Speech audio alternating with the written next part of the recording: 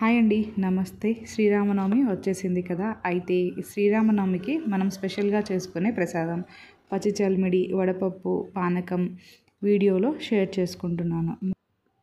ముందుగా పచ్చి చల్మిడి కోసం కొంచెం బియ్యపిండి, బెల్లం, నీళ్ళు వేసుకొని కలుపుకోవాలి.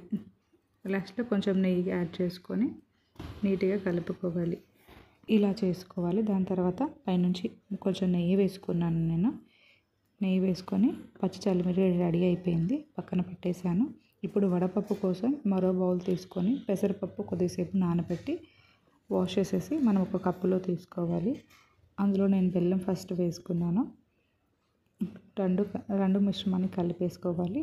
దాంట్లో కొంచెం పచ్చి కొబ్బరి తురుము కూడా కలుపుకోవాలి.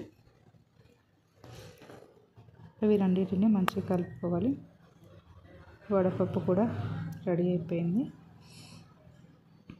శ్రీరామనవమి అంటేనే అందరికీ ఫేవరెట్ పానకం. ఇప్పుడు పానకం ఎలా చేసుకోవాలో చూద్దాం. ఒక చెంప తీసుకొని అందులో మంచినీళ్ళు పోసుకోవాలి.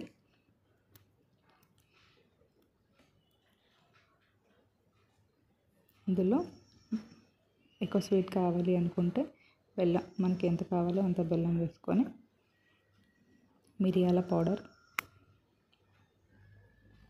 దాని తర్వాత మిరియాల పౌడర్ వేసుకోవాలి మనం. ఇవన్నీ బెల్లం బాగా కరిగేలాగా మొత్తాన్ని కలుపుకోవాలి.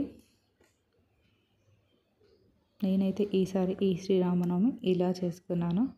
మీరు ఎలా చేసుకున్నారో కామెంట్లో షేర్ చేయండి. హ్యాపీ శ్రీరామనవమి అందరికీ. ఈ వీడియో ఇక్కడితో ఎండ్ చేస్తున్నాను. ఇంకొక వీడియోతో మీ ముందుకు వస్తాను. Thank you for your time.